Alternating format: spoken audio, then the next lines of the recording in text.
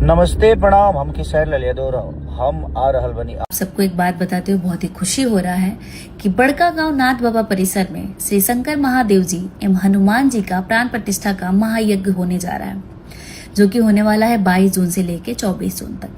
और इस दिव्य आयोजन के समापन के दिन यानी हेलो दोस्तों, स्वागत है आपका एक और नए वीडियो में। तो दोस्तों, आप सभी को बता दूं कि बिहार के सिवान जिले में एक जगह पड़ता है, जिस जगह का नाम है भगवानपुर थाना। वहीं पे एक गांव है जिस गांव का नाम है बड़का गांव। वहीं पे एक बहुत बड़ा यज्ञ होने वाला है, जिस यज्ञ का नाम है प्राण प्रतिष्ठा यज्ञ। और इसी यज्ञ में खेसारी लाल यादव आ रहे हैं 25 जून को। तो दोस्तों, इसी यज्ञ में खेसारी लाल यादव 25 जून को आ रहे हैं। तो जो भाई लोग बिहार के सिवान जिले के रहने वाले हैं, आप लोग आ सकते हैं। और कौन कौन भाई लोग बिहार के सिवान जिला के रहने वाले लोग हैं, जरा कमेंट करके बता देना, ताकि हमको पता चल सके कि सिवान जिले के कितने लोग देखते हैं। तो दोस्तों, इस वीडियो में बस इतना ही। मिलते हैं आपसे अगले वीडियो में।